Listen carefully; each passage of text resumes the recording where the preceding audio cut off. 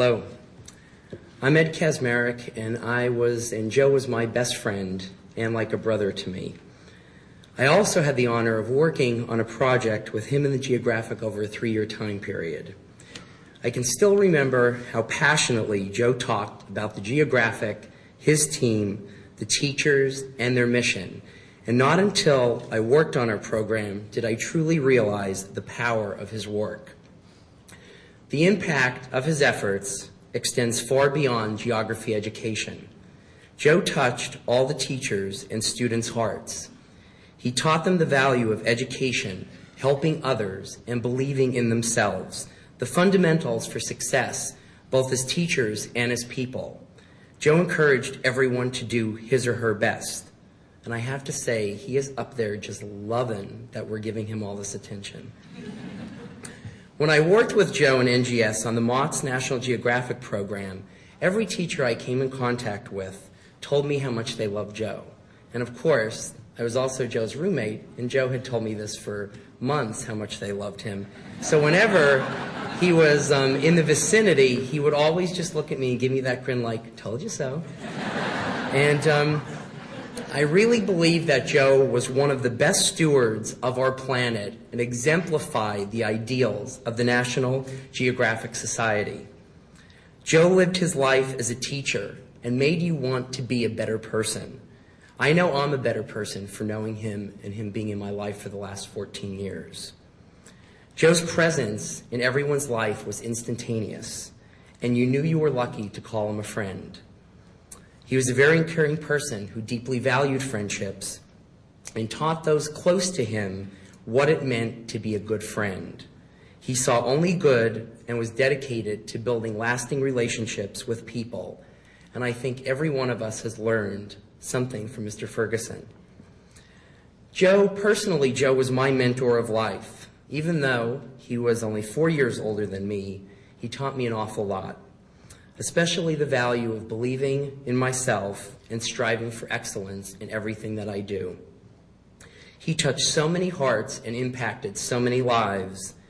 Someone I recently spoke to at the Geographic referred to him as a lighthouse. I know he'd love that too. Joe loved Anne. I spoke to Anne many times on the phone, just when Joe and I were being silly and had to share it with Anne. And I'm glad they were together. There's no question that they were partners in crime as they toured through the Geographic and had a good time. Joe was always there for all of his friends and family. In many instances, he was the strength that we needed the most. He loved his dog Winston, and all of his friends loved Winston too, or you weren't a friend of his. He adored his mama. They were best friends and traveled together. And I'm glad that we had a wonderful time in New York when they visited. I'll always remember his great Southern cooking and that cornbread stuffing baked in an iron skillet. Nothing like it. He was an incredible dancer. We have to drive this home because he wants everyone to know that. And I think he danced with every single teacher out there. And let's not forget his stylish dressing. Everyone commented about that too. And that he wore shorts in the summer, and I think he was almost the only one that did that. He was very witty and had a great sense of humor. I don't think there was a day that passed by where we didn't laugh about something. He was infamous for sending postcards from all over the world to his friends. On a recent trip to Mykonos, he sat by the pool and wrote at least 20 postcards a day, each with a special message. And I know every one of us loved to receive those postcards. He was very modest and didn't brag much about his accomplishments, except of course to his roommates. And he hated when we introduced him as, this is Joe, our friend from National Geographic Society. However, if he was traveling somewhere and he thought he would get a room upgrade, he'd be more than happy to mention he was with National Geographic. The true reach of Joe's impact won't be known for years. He received so many heartfelt thank you letters from teachers he worked with. And I'd like to share one with you as I was going through his stuff from 1997, actually. And it says, and this is from Dennis Deaton in Cherokee, Alabama. Dear Joe, thanks so much for your time this week. You have helped me to see things in a different way, which I know will have an impact on my life and the lives of my students. Thanks, Dennis.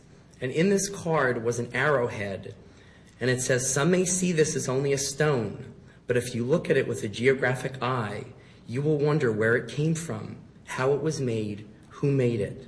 If you will carry it in your pocket, it will take you on many wonderful trips. Use this gift to remind you of our time together and of times past. And this is, I just could not believe, even when I worked with Joe on the programs, hundreds and hundreds of letters. It was just amazing because he did have such an impact on people's lives.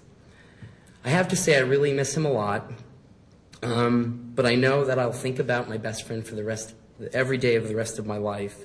And I know that he'll be watching out for me, guiding me along a fantastic journey on this earth. And when it's my time to leave, I know Joe will be waiting for me and welcome me with a big hug and tell me he's missed me, and that makes me feel great. I feel blessed that Joe Ferguson is a part of my life and will always be forevermore. Please tell people about him and how he impacted each of your lives. Even though he's gone, he can continue to impact lives, whether through our stories or the new endowment that has been created by the Geographic. I also want to thank the National Geographic Society for all the assistance and love they've given to Joe's family and friends.